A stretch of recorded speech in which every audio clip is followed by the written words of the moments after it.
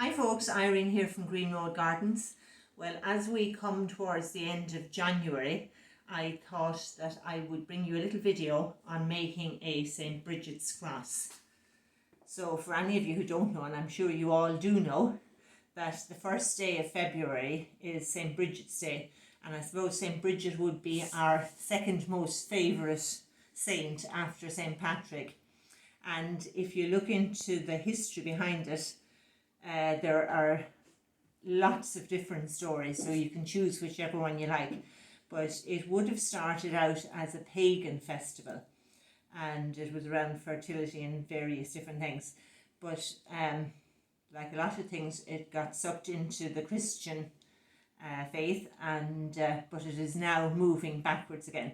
But whatever, anyway, you can Google it, or if you look at Bea's. I put a link to Bea's Facebook.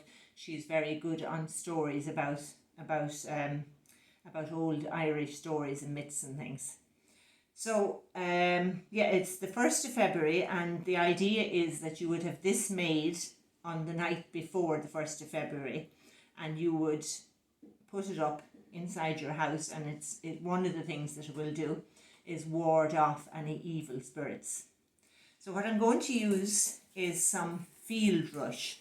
Now you can use different types of rush. If you happen to be up in the Midlands and you have freshwater rush, they're a lot fatter and bigger and easier to manage.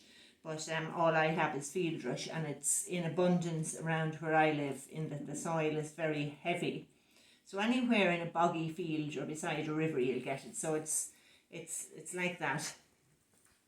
And in the summertime, there are little brown flowers up along the stem. So you want to choose multiples of 4 plus 1.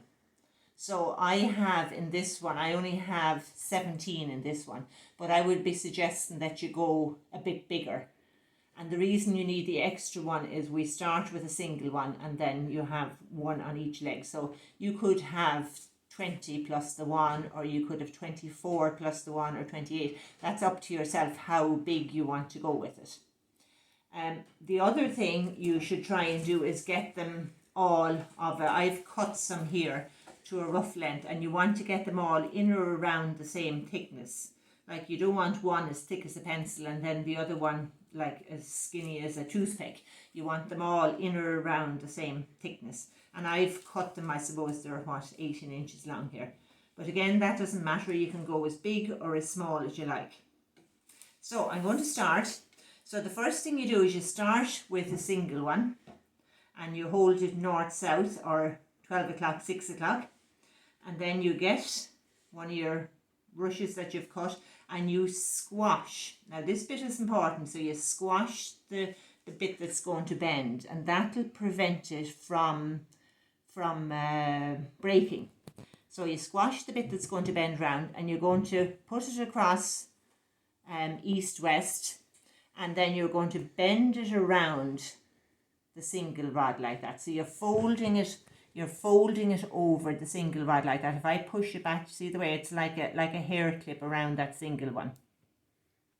So that's your starting point. You have a single one going 12 o'clock, 6 o'clock, and then you bend one out around that to 3 o'clock. You get another rush, squash it flat in the middle, and you bend it from 12 o'clock down to 6 o'clock, encasing the one that you've already just done. Okay? Then you give it a quarter turn to the left. Now if you're left-handed, you might decide to do this in the other direction, but that doesn't matter so long as you keep going in the same direction. That's the all-important thing. You get another rush, squash in the middle, bend it have it standing up 12 o'clock to 6 o'clock, and bring the 12 o'clock bit down to 6 o'clock. And again, I'm trapping in the one that I've just done. Okay? Again, quarter turn to the left. Quarter turn to the left like that. Get another rush, bend it over the one that I've just done from from 12 o'clock down to 6 o'clock. And you keep doing that around, quarter turn, pinching it all together so that it doesn't escape on you. There's another one, bend it from the 12 o'clock down to the 6 o'clock, trapping in the ones that you've done. So you can just see the little square starting to shape up there now. So I'm just going to whiz around now doing a few more. So keep giving it the quarter turn to the left, squashing your reed in the middle and bending it down. It goes in behind your work and then it bends out over it down to 6 o'clock. And squash it all nice and flat. Now when I have this finished, I'll lay it on the table and make sure that I have it all, the pattern showing up nicely. So 6, 12 o'clock comes down to 6. Quarter turn, holding it all together. Take the rush, squash it in the middle. Put it from 12 to 6 at the back and bring the 12 o'clock down to 6 o'clock. Quarter turn, another one. So you can keep going like this until you decide you're big enough, but just make sure that you have an even amount on each arm, as it were. And what happens is the arms are slightly offset from the square in the middle, and that's, I think, what makes the St. Brigid's cross so unique, is that little offset.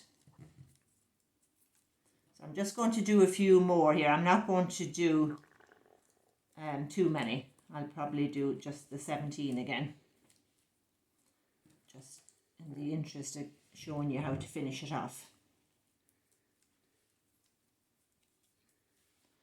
Okay, I'll do one more. Now, this last one, if you come in close here, this last one here, I'm bending it down, and if I were just to finish like that, there's nothing to hold that in place. So to get over that, what I'm going to do, I'll take off the one I'm going to do first. I'm going to pull out this one at the bottom here. So it's like a little hair clip there. I'm pulling that one out.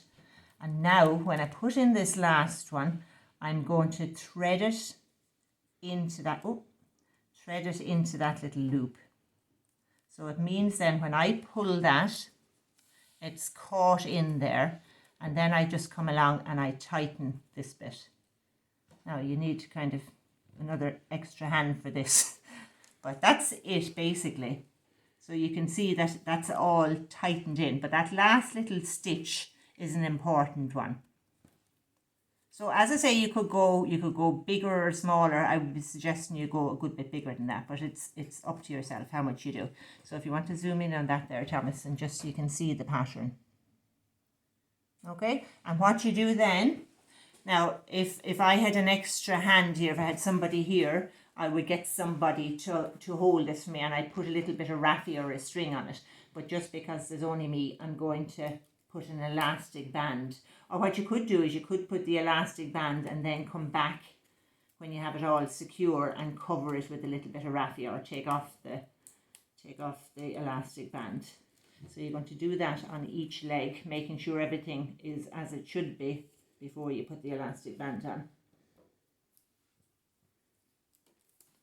So like February, I think we all think of February. I don't think technically it is the first of spring, but we all think about February as being the first of spring, and certainly we're starting to notice a little bit of extension in the length of the days. And I know I'm itching to get out there and sow some seeds, and you have to resist the temptation to do that, because if you sow things too early, they'll just succumb to frost and that. So just hold off a bit on that, and I will be getting back into doing a few more videos on growing.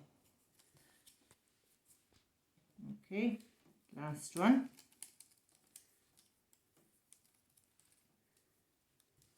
And then I'm just going to, now if I was taking my time, I would be making sure that all these things were evenly spaced out, and that's a little bit loose there, but anyway, you get the idea.